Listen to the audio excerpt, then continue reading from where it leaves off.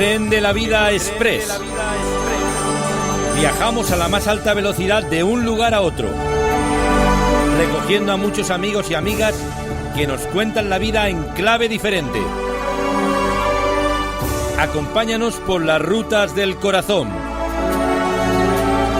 Esto es el Tren de la Vida Express, contando la vida en clave diferente.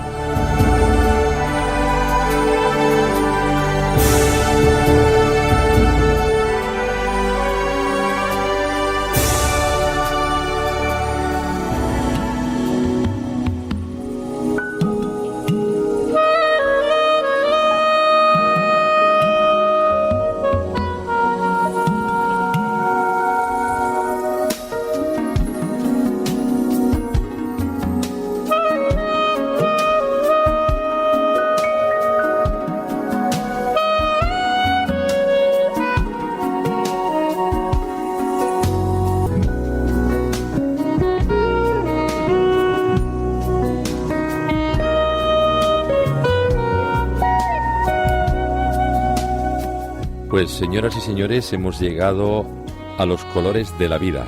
La vida tiene muchos colores, muchas problemáticas humanas y también nuestros adolescentes, preadolescentes tienen sus problemas como todos.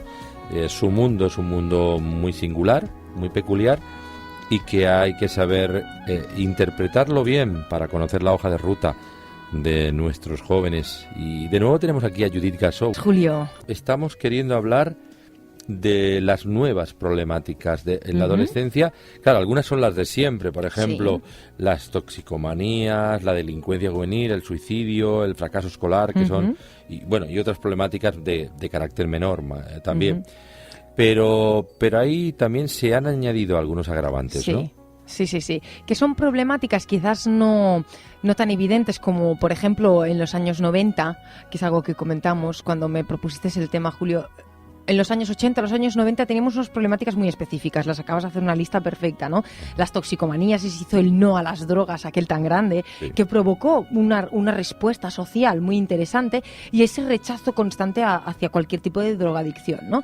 Y eso ayudó porque hizo de parapeto, hizo como de límite para el consumo de las drogas, sobre todo en chavales jóvenes. Después hubo el no a la SIDA, ¿no? El poner prevención a la SIDA, el poder atacar este tipo de enfermedad, el poder trabajar contra ella, y hubo una gran concienciación sobre el SIDA, y después, acercándonos más al finales de los 90, una gran concienciación hacia dentro del mundo de el autocuidado, la anorexia, la bulimia y todas estas enfermedades que tienen que ver con la autoimagen, ¿no? Pero eran problemas muy específicos, ¿no? Eran problemas que se veían y que toda la sociedad estaba de acuerdo en que tenían que luchar contra eso.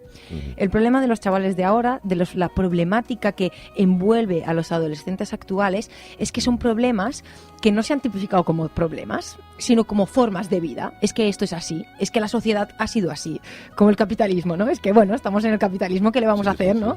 Entonces, claro, el problema es que como no están tipificados como problemáticas específicas como esto, las drogas, la SIDA, la anorexia y la bulimia o el abandono escolar, que son temas muy específicos, como no están bien definidos y nadie lucha contra ellos de forma encarada, porque nadie los define de forma clara, creemos que esos problemas no existen. O que esos problemas no están, o que no funcionan bien, o que simplemente es algo a lo que tú tienes que afrontar, ¿no? Sí. Entonces, ese es uno de los problemas de la actual sociedad y de los actuales adolescentes, que no son problemáticas definidas. Y eso es lo que más duele, es lo que los destruye. Porque quizás se están gestando ahora, claro. Se están gestando, ¿no? Y van a hacer... Bueno, por ejemplo, empezamos a ver una que tú nos sugieres aquí, que es la dificultad en las decisiones. Sí.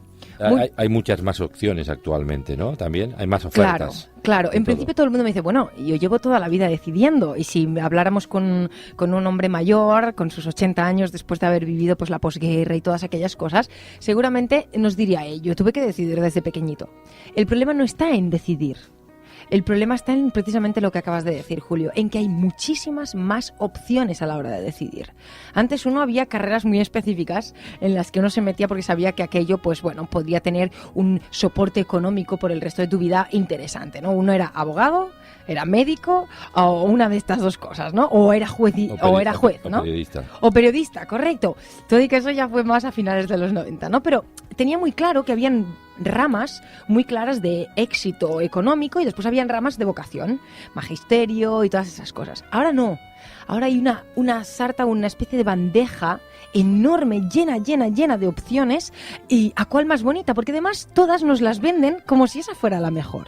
Por lo tanto, los jóvenes actuales, los adolescentes de ahora, se encuentran con que ya no se trata de escoger si los zapatos los quiero de un color o del otro, sino de qué color, de qué forma, de qué tamaño, qué tacón, con qué punta, con qué gomitas al final. Hay tantísima opción que la persona se bloquea ante la decisión. Un buen vendedor, ¿qué te hace escoger? Si encontramos, yo tengo una gran amiga, que también es amiga de la radio, que había estado trabajando dentro del mundo de la estética de los zapatos, ¿no? Y del vender los zapatos. Y ella me decía que nunca, si quería que un cliente comprara algo, nunca le daba más de 2 o 3 opciones a la vez. Porque más opciones bloquean a la persona. Uh-huh. Lo que tenemos ahora con los adolescentes es que hay tantísimas opciones que están bloqueados delante de todas ellas. Uh-huh. No saben escoger entre ellas, no saben hacer una especie de priorización de esas decisiones y nadie les enseña. Por lo tanto, se encuentran en el hándicap los adolescentes de ahora, con 13, 14, 15 años, de tener que escoger entre muchas opciones sin saber priorizarlas o agruparlas, porque nadie les ha enseñado a agruparlas, y además con la responsabilidad de que eso puede, pues por ejemplo, marcar su futuro, por ejemplo, ¿no? O otras áreas de su vida. Por otra, es verdad que son nuevas dificultades, sin duda, que yo me imagino que eso crea un taco mental. Paralizan. Enorme a causa de tantas opciones, tantas ofertas, en todo. Claro. Pero, por ejemplo, la capacidad de asimilación también es sorprendente y grande, particularmente de los jóvenes, uh-huh, a lo que es el mundo de las nuevas tecnologías. Claro. Por el iPod, ya no hablamos de Internet, el Facebook, lo que sea, el Twitter, etcétera, etcétera, y luego en diferentes tecnologías, uh-huh, que se entran con una facilidad y simultáneamente hacen 40.000 cosas. Claro, han aprendido, como desde pequeñitos, han tenido ese avasallamiento, que eso es uno de los problemas de los que vamos a hablar hoy, de tantísima información y tantísimas decisiones a tomar, que han aprendido a decidir sin cuestionar, sin pensar, sin procesar. Por lo tanto, tú date cuenta que cuando un niño coge un móvil no piensa, es bueno, si aprieto este botón se romperá o no se romperá. Nadie lo piensa. El niño con 4 y 5 años aprieta el botón. Y como es intuitivo, porque la gente que crea estos mecanismos los hace intuitivos, lo que sucede es que el niño sabe hacerlo funcionar. Pero realmente no sabe hacerlo funcionar. Si yo le pregunto a un niño de 5 o 6 años, ¿este botón para qué sirve? Claro, el protocolo no te dirá. Claro, no me dirá para qué sirve, lo que me dirá es que funciona cuando lo toca. Entonces es muy importante tener en cuenta. Claro. Es lo que hemos creado, un grupo social de gente, de adolescentes y de niños, que lo que hacen es decidir sin pensar. Decidir por intuición. El problema de la intuición es que muchas veces se basa, ajá, en la sensación de bienestar o malestar que tengo, en el sentimiento emocional que tengo. Por eso pueden un día levantarse diciendo quiero ser el mejor abogado del mundo, y al día siguiente se levantan diciendo ser el peor no sé qué del mundo, ¿no? O quiero hacer enfermería. De repente, ¿no? Sí. Y al día siguiente es otra cosa. Y al día siguiente te dicen, no quiero estudiar, quiero dedicarme a trabajar en un tipo de cosa que no requiera el estudio. Quiero ser un nini. Por ejemplo, ¿no? El problema es eso, que ellos han aprendido a que si yo tuviera que decidir entre muchas cosas, lo haría por intuición. Lo haría por, ¿qué es lo que más me llama la atención? Esto, sin pensar si es el mejor, sin pensar si es el que me va a salir bien, sin pensar si es adaptativo para mí. Por lo tanto, por eso son tan rápidos a la hora de gestionar, por ejemplo, la tecnología. Porque la tecnología se basa en la intuición, no en la deducción de las cosas, sino por intuitiva. Y eso es un verdadero problema, porque todo lo deciden así.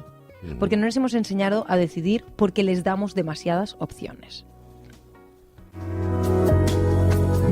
Bueno, pues esto da de sí como cada una de las cosas, como para sí, un programa, ¿verdad? Casi bien. Lo visible sobrepasa lo invisible, lo tangible a lo intangible, ¿verdad? Se da una grandísima carga a lo visual. Yo recuerdo en la época de los finales de los 70 o principios de los 80, uno visualmente recibía muchos estímulos. Claro, la cultura audiovisual se ha impuesto. Pero actualmente es avasallador. Antes teníamos, 5 o 6 cadenas de televisión como mucho, 6 cadenas de televisión y no existía internet. Ahora tenemos canales de vídeos constante como YouTube, Google, etc. Tenemos 60, 70 cadenas. Si hacemos de pago, aún tenemos más.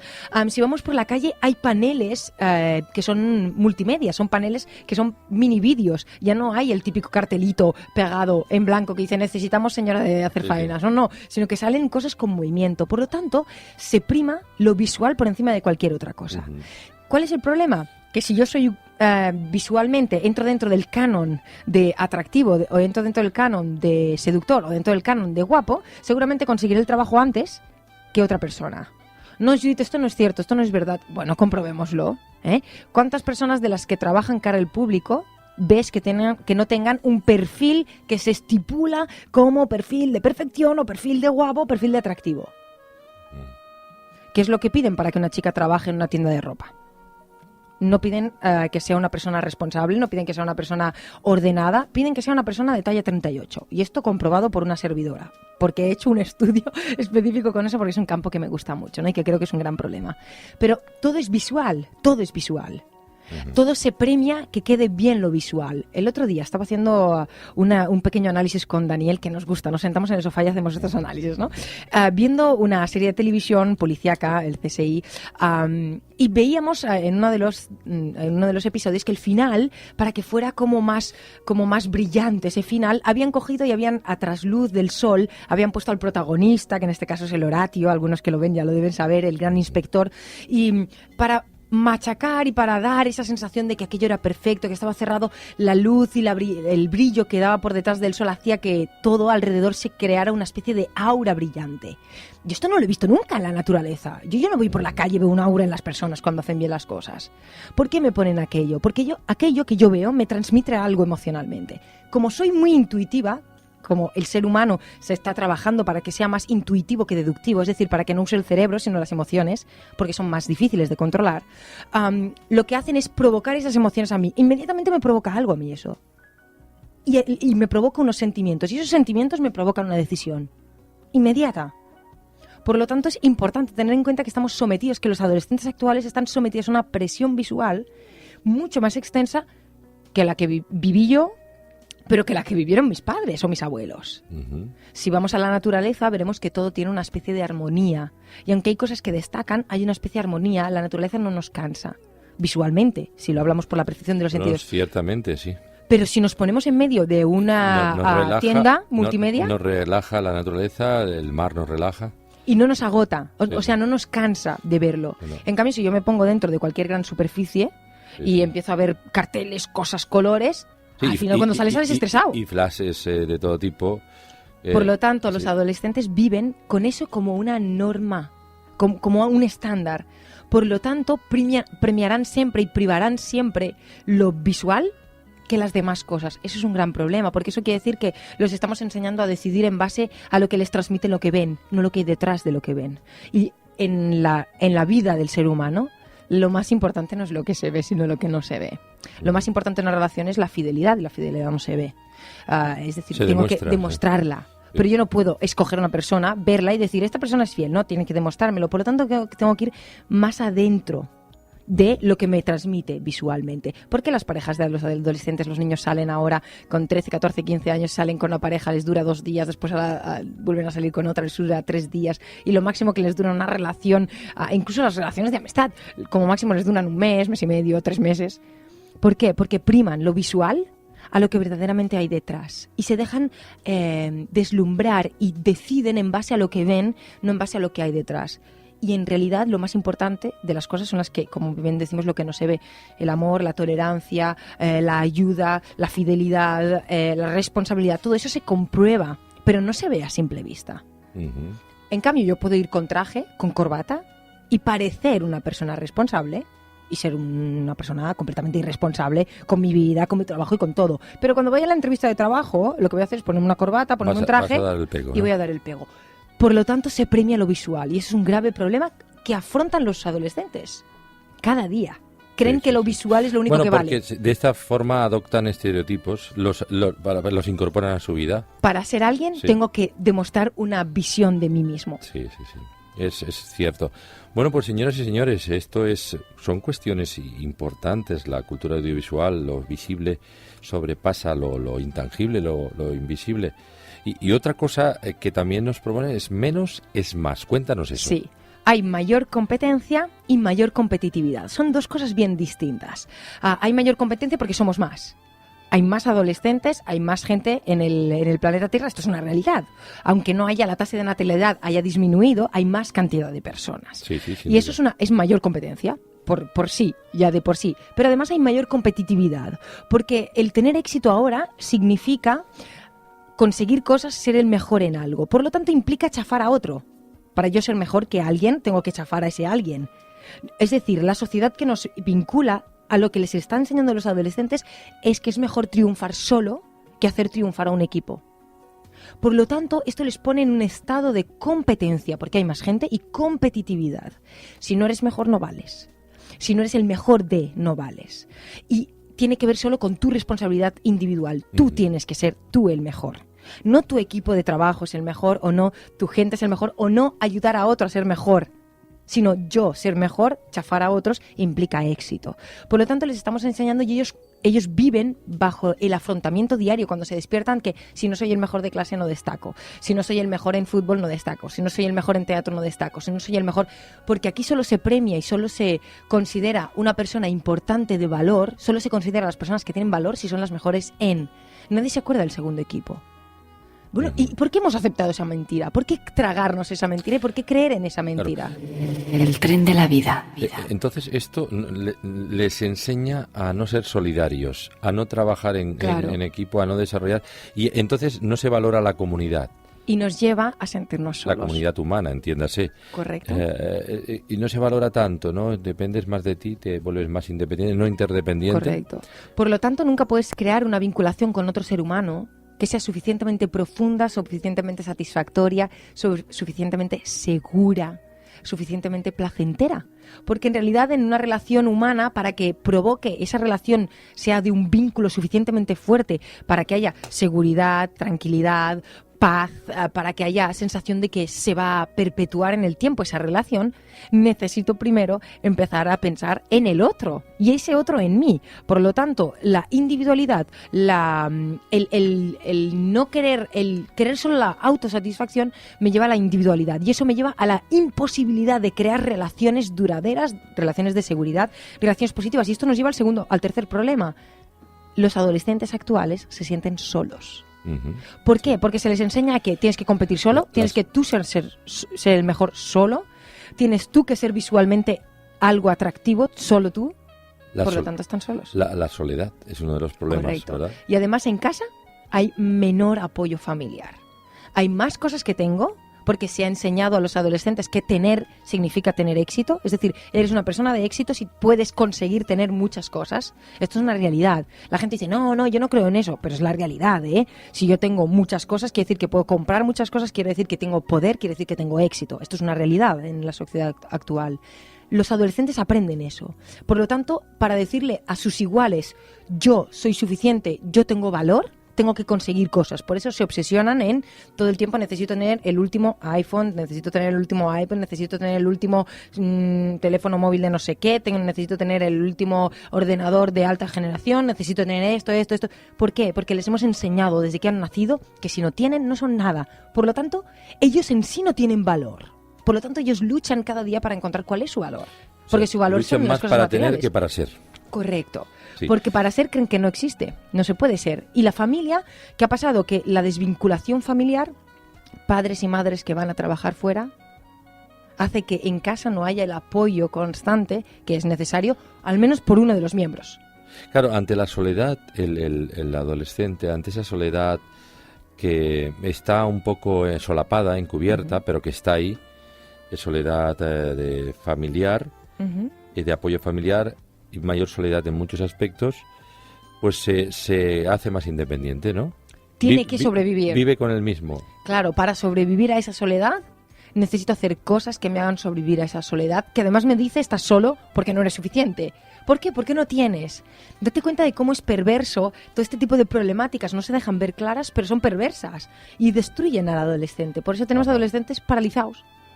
como que sobreviven, son como amebas en el mar. Tú sobrevive, a ver hasta cuánto llegamos. Ujú. ¿Por qué? Porque luchar contra todo esto, nosotros no luchábamos contra todo eso con 15 años, ni con 13, que es la reflexión que haremos al final.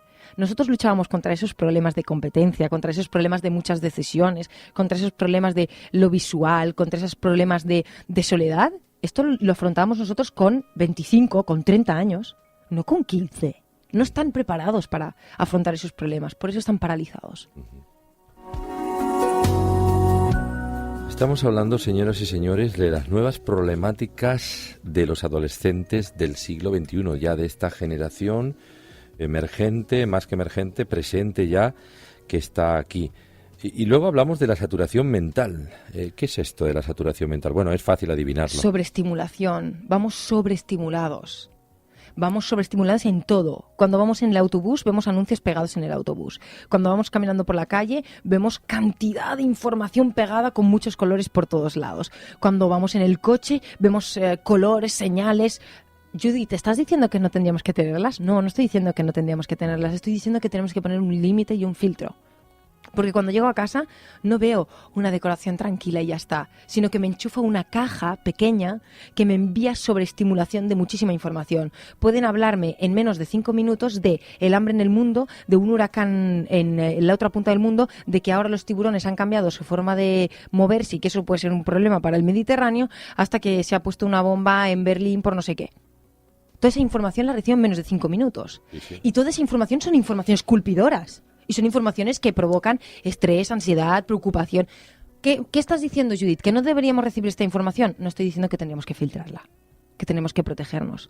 Porque la sobreestimulación que recibimos nos estresa, nos agota y nos ansia. Lo que pasa es que todo el mundo entra en ese juego y entonces... ¿Ese es el problema? Entonces ya no podemos conseguir controlar eso. Al final se cumple aquello de mal de muchos, consuelo de tontos, Sí, ¿no? sí, pero es la realidad. Es la realidad.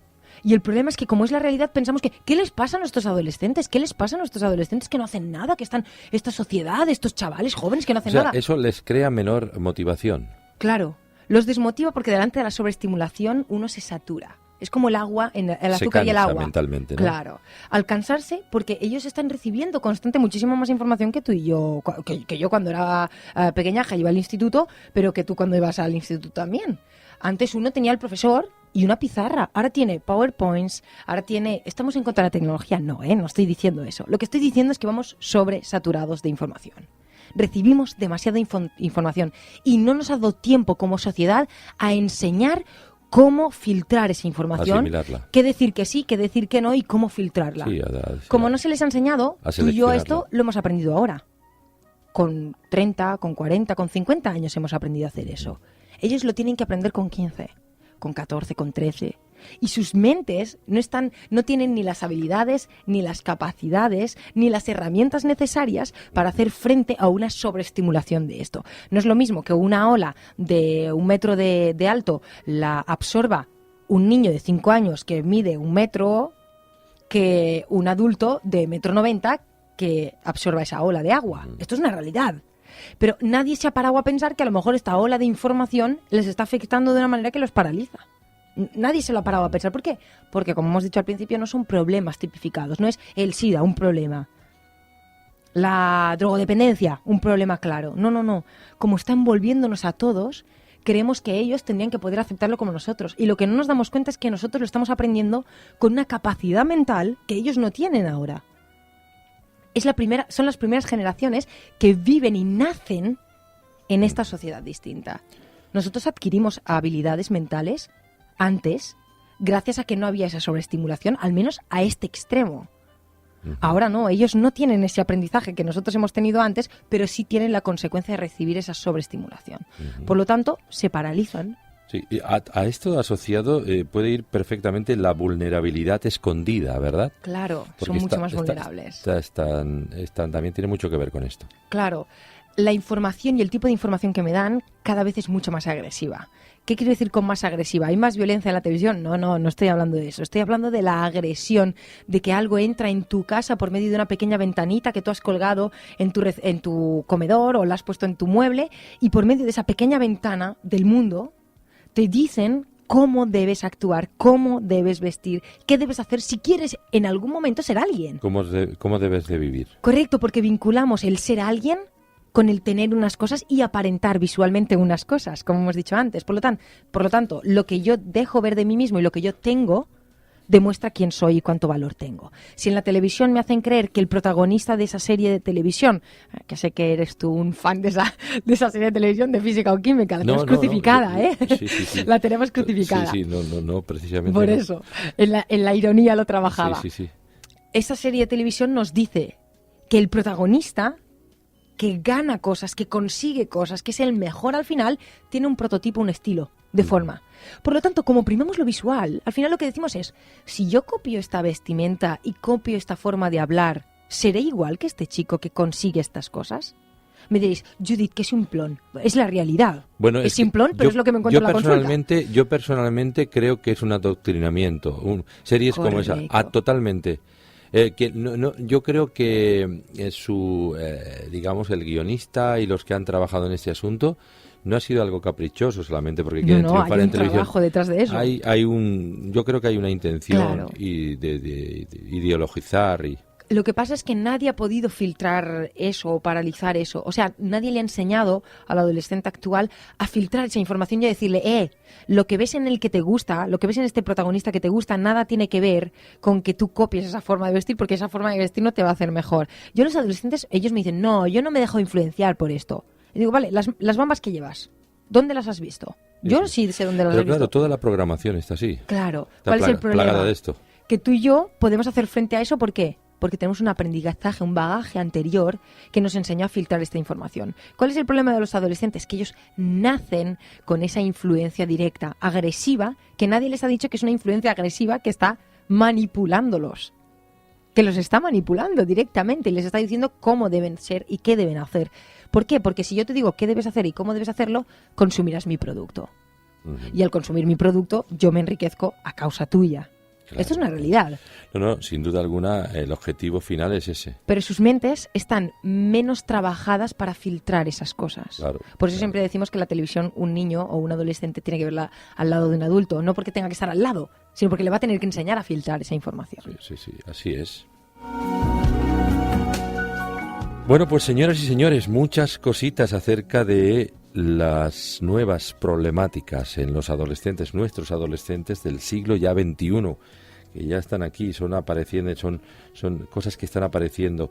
Relatividad sin límites. Sí, hay una mayor relatividad a todo. Sí. Todo vale. Bueno, sin duda alguna. Por ejemplo, antes habían problemáticas y todos me dirán, bueno, esto siempre ha sido así, o más o menos siempre ha sido así. Mentira. Antes, el estado medio de una familia española tenía clara varias cosas. 1, que sus hijos tenían que intentar estudiar algo y tirar adelante. 2, que el trabajar y el ser un hombre de trabajo, el típico hombre de provecho, la típica mujer de provecho, tenía unos valores y unas características específicas. Era responsable, o cuanto menos se le enseñaba al niño a ser responsable, se le enseñaba al niño a tener respeto por las personas, en general a todas, pero sobre todo con las figuras de autoridad, etc., ¿no? Por lo tanto, había una ley, una especie de código que nos decía cómo comportarnos. Ahora, de la vecina del quinto a la vecina del tercero, puede haber un inmenso abismo de formas de funcionar, de principios, de valores, de formas de funcionar. ¿Cuál es el problema? Que ahora para encontrar a alguien que piense más o menos con mis valores, tengo que hacer una búsqueda y captura de alguien, ¿no? A ver si encuentro a alguien que piense como yo y haga lo mismo que yo. Por lo tanto, ¿qué sucede? Que me encuentro en el colegio, por ejemplo, con mi hijo de 13 años, que su amiguita de al lado, que tiene unos papás que tienen muchísimo dinero, le han enseñado que la mejor manera de ser uno mismo es compitiendo y teniendo el jersey más caro, el maquillaje más caro o teniendo la falda más corta. Así es como le han enseñado. Y mi hijo tiene que luchar contra eso. Luchar contra esa especie de lucha, de competencia contra unos valores distintos a los suyos. Antes no. Antes casi siempre en un colegio había más o menos, los padres tenían más o menos una forma de pensar. Lo que quiero decir es que al relativizarlo todo hay muchas más opciones de pensamiento. Al haber muchas más opciones, los grupos de apoyo son más pequeños. Esto es una realidad. Antes todos pensamos que ser hombre significaba unas cosas, ahora ser hombre significa tantas que tienes, bueno, desde el que piensa que ser hombre no es nada, que es el colectivo más feminista, el ser hombre es la gran lacra de la humanidad, a el ser hombre es el gran beneficio del ser humano, ¿no? Y el ser humano y la sociedad se basa en la figura del hombre, ¿no? Entonces, claro, hay tantísimas opciones que no hay una guía. Y al no haber una guía no hay seguridad en lo que estoy haciendo. Por lo tanto, el adolescente hoy cumple una normativa, mañana cumplirá otra y el día siguiente cumplirá otra. ¿Por qué? Porque no hay nadie que le ayude a decir esto es así, esto es firme, esto es claro, porque todo es relativo. Esto tiene que ver con los valores. Lo que pasa es que según como se plantea esto, ya vienen los enterados de turno y diciendo que esto ya está desfasado, ¿no? Sí, lo que pasa es que esto puede tener connotaciones demasiado estrictas, sí, rígidas. Lo que pasa es que es un argumento facilón. Yo me doy cuenta que es un argumento facilón, porque mucha gente al final, cuando a mí ya empiezan con eso de la relatividad, bueno, no se puede ser tan radical, no se puede ser... Yo entonces les hablo con mucha transparencia y con mucha claridad. ¿Tú querrías que tu hijo hiciera eso? Hombre, es que claro, si lo pones a estos extremos, digo, bueno, es que tú estás opinando sobre hijos de otros. Sí, sí. Tú estás dando un argumento para hijos de otros. Uh-huh. Por lo tanto, si a tu hijo no te gustaría que pasara Sí, eso, sí, por favor no lo vayas predicando para otros, ¿no? Sí. El final, pero estas reflexiones las hacemos poco porque nos asustamos. No, tolerancia ante todo. Bueno, tolerancia hasta que eso implique, es decir, yo voy a continuar tolerando tu libertad hasta que eso implique el matar la libertad de otros o el hacer daño a la libertad de otros. Por lo tanto, al final el problema de la relatividad, de todas las cosas, del sin límites, el todo vale, es que hay una falta de directrices firmes. Y esa falta de directrices firmes en un adolescente, en la mente de un adolescente, implica inestabilidad. No son estables. Por lo tanto, no me fío. Sí. Y me convierto en un indeciso o en un impulsivo. O no decido por miedo o decido a la bolera. Esto, lo otro, me da igual, total. Bueno, es que estamos creando un ciudadano también irresponsable. Impulsivo. Sí, en el sentido de que, por ejemplo, los ayuntamientos se están dando cuenta de que para el civismo y toda la cuestión social de los jóvenes particularmente, que hay que establecer valores. Los psicólogos parece que han despertado ahora un poco. Sí, vamos a los valores otra vez, valores que en algunos casos son antivalores, sí. pero bueno, valores, referentes, anclajes. Sí, anclajes. Sí, entonces, y a valores universales también, que son bien sabidos que también se han diluido. Pero ahora vienen estos chiribainas a decirnos lo que siempre estábamos diciendo otros lo que hemos hecho desde siempre, y que aquí como uno que habla en el desierto. Sí.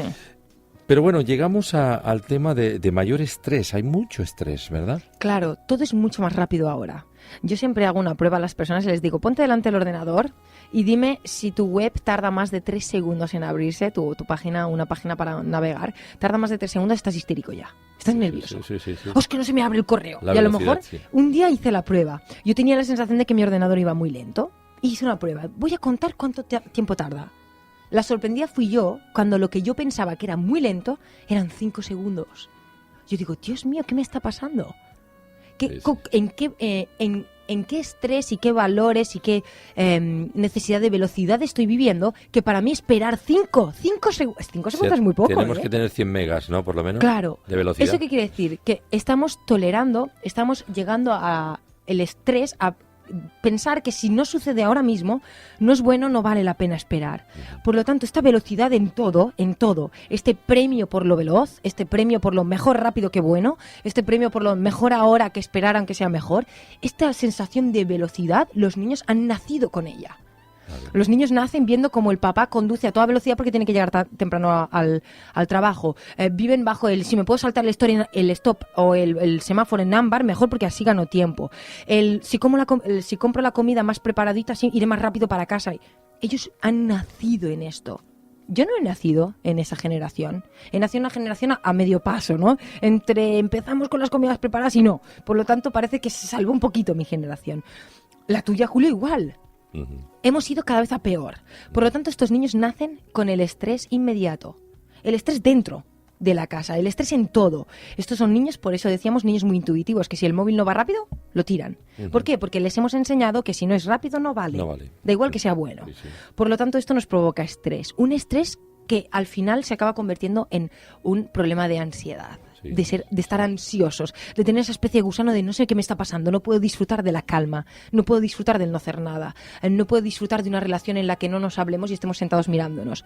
Por lo tanto, esa ansiedad me provoca la parálisis absoluta, que además se ve aumentada por esa sobreestimulación que me paraliza. Por lo tanto, estamos viviendo con niños y adolescentes que están absortos delante de una situación donde les ha venido una ola inmensa y le han dicho, pues ya te puedes apañar nadando, porque yo Ahora, de aquí no te saco. En todo esto que estamos hablando, incluido llegando a este punto de mayor estrés, los sentimientos se trastocan. Claro. Se vuelve una generación insensible, frívola. Sí. No tiene calor, no siente calor humano. No porque no lo recibe. No hay ternura, Claro. no hay la bondad. Claro. Ya no hablo de que para algunos es una utopía el amor. Sí, pero la bondad, la amabilidad, la ternura, digamos un trato más tranquilo, más sereno.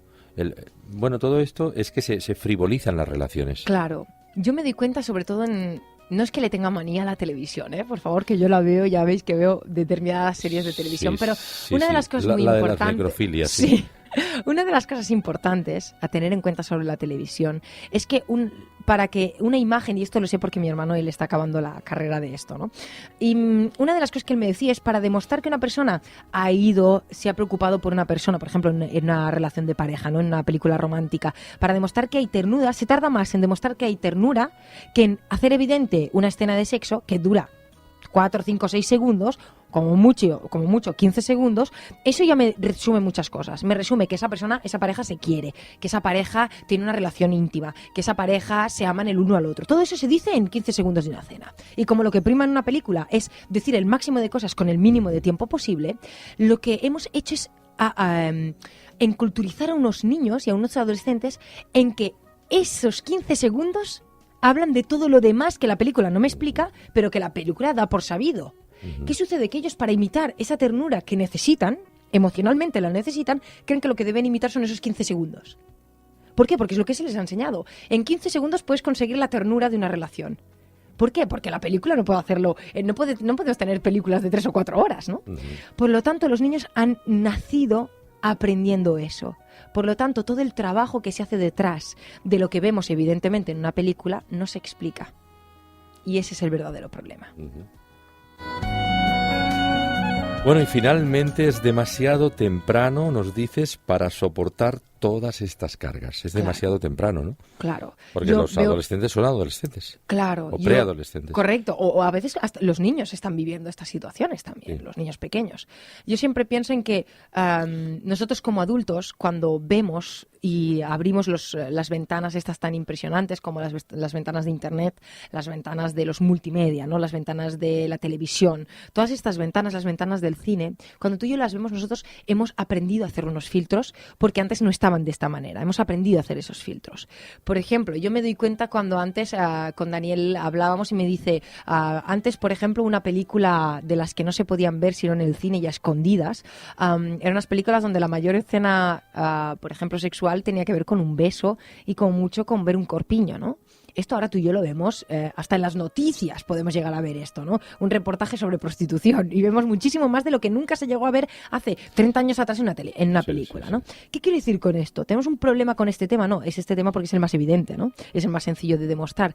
El problema de esto es que a ti y a mí nos enseñaron a filtrar esas cosas. Tenemos unos límites nosotros. Los niños que nacen ahora, los adolescentes actuales, no tienen esos filtros porque no han vivido nuestra generación.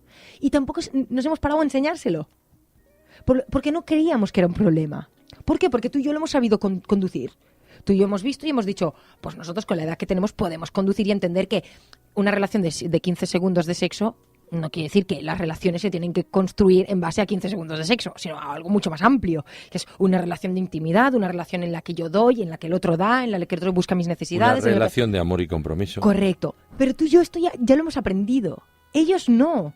Ellos nacen sin aprender eso. Ellos ven esto, son culturizados por esos medios, por lo que sea, a nuestro entorno, porque son quien pasa más tiempo con nuestros hijos, pasa más tiempo con nuestros hijos la televisión y los multimedia que nosotros mismos, como padres. Esto es una realidad. Por lo tanto, ellos influencian más. En un niño, quien más está es quien más influencia. Esto es una realidad. Por lo tanto, como están más con eso, con esos medios, son ellos quienes los culturizan, quienes los enseñan, quienes los educan. ¿Qué sucede? Que nadie les ha enseñado que eso que están viendo, eso no es la realidad. Por lo tanto, lo que acaba sucediendo es que nuestros hijos acaban aprendiendo que eso es una relación, que eso es una amistad, que eso es la forma de funcionar. Y como nosotros ya lo aprendimos y no hemos tenido problema en filtrar eso, creemos que nuestros hijos tampoco. Que ellos ya tienen esos filtros, pero es que no se nace con esos filtros. Nadie nace con los filtros para saber protegerse de lo que ve y de lo que vive. Nadie nace con eso, se enseña. ¿Qué sucede? Que nuestros hijos hemos pensado que no necesitaban ser enseñados en eso. Tampoco afecta tanto. Y hemos dicho con aquella falsa psicología, ahora yo le llamo psicología barata, no pasa nada, tampoco afecta tanto. No afecta tanto. Y tenemos la generación que tenemos ahora, ¿no? Internet es la gran demostración de que los límites son necesarios. Los grandísimos problemas actuales que está dando Internet y está despertando Internet no se daban antes. Y me da muchísima rabia, y uso la palabra rabia, porque es ira casi bien. El escuchar personas que dicen, no, es que antes se sabía menos. No me mientan, hombre. No es que antes se sabía menos y que ahora sale todo a la luz. No, es que actualmente hay problemas que nunca antes en la vida se habían dado. Los niños antes no se ahogaban delante de un ordenador, intentando jugar, a tener una sensación fuerte. Los adolescentes se suicidaban, seguro que habían adolescentes que se suicidaban, pero no la tasa de suicidio que hay actualmente. Es que como somos más se suicidan más. No, hombre, no seamos simplistas en estas cosas. ¿Por qué no buscamos el verdadero problema? Los grandes problemas de autoimagen, los grandes problemas con la anorexia y la bulimia que se ha visto exponenciada en la actualidad, los grandes problemas sobre suicidio y grupos que se suicidan en colectivo, las agresiones que se hacen en los colegios. ¿Dónde se cuelgan? En Internet, en los móviles. ¿Por qué? Porque no hay límites. Por lo tanto, la gran demostración de lo que venimos diciendo desde los últimos 35 años, de que los límites son necesarios, son buenos, nos hacen ser mejores personas, nos hacen ser mejores sociedades, nos hacen ser más buenos cívicos. La realidad es que los límites nos hacen ser mejores. La ausencia de límites, la falta y ausencia de directrices nos hacen vivir en el caos. Y la demostración es Internet. Antes podríamos haber dicho que la demostración eran los aztecas, ¿no? Una gran civilización, la mejor civilización, una de las más inteligentes. ¿Y por qué se acabaron destruyendo a sí mismos? Porque dejaron de tener límites. Porque no existían los límites. Porque podían tirar a los niños a la hoguera para quemarlos porque el dios no sé qué hacía no sé cuántos. Porque no habían límites y los padres se acostaban con los hijos con los padres. Y no hay límite de ningún tipo. Se destruyeron a sí mismos y esto es historia, esto no hace falta que seamos muy listos para saberlo, esto solo tenemos que entrar en ese Internet y buscar aztecas, civilización azteca y ya está. Lo que quiero decir es que Internet y la falta de límites de Internet nos demuestra a nuestra sociedad, a esta sociedad globalizada, que los límites, las normas, las guías son hipernecesarias para la sensación de seguridad. Y el gran problema que han vivido nuestros adolescentes en la actualidad es que han sido un barco pequeño, endeble, vulnerable, en medio de una tormenta que nosotros pensábamos que hemos soportado porque nosotros vivíamos dentro de un búnker acorazado como es un submarino. Pero nuestros hijos no. Nuestros hijos han nacido no dentro de ese búnker del submarino, sino han nacido dentro de una barquichuela en medio de esa tormenta. Y creemos que como a nosotros no nos afecta esa tormenta, a ellos no les va a afectar. Pero los adolescentes de ahora no solo se enfrentan, se ponen delante del problema del SIDA, del problema de la drogodependencia, sino se encuentran delante del problema de no sé decidir y hay demasiadas opciones, mi futuro solo tiene que ver con lo que consigo comprar, no con quién soy, por lo tanto lo que soy no importa en absoluto, nadie va a amarme por eso, la soledad, no tengo unos padres porque pasan más tiempo queriendo tener cosas que estando conmigo. Eso es lo que vive un joven y un adolescente actualmente. La sobreestimulación y tantas cosas. Bueno, pues estamos bien despachados con todo este tema. Son cosas como para pensar y trabajarlas. Y trabajarlas, Judith. Quiero recordarles a todos ustedes que el gabinete psicológico de aquí en Cataluña, de la Clau d'Axí, que es por referencia de quien tenemos este programa, Los Colores de la Vida, cada semana en Antena, tiene su consulta aquí en Barcelona, Girona, semanalmente, del psicólogo Daniel Gassó y Judith Gassó, aquí en diferentes días de la semana. y si hay otros casos se derivan a otros colegas de la geografía española. Tomen nota, pueden llamar al 617 53 07 46. Esto háganlo por favor para consultas estrictamente profesionales, para solicitarlas y concertarlas. 617 53 07 46. Bueno, pues nada más y nada menos. Gracias, Judith.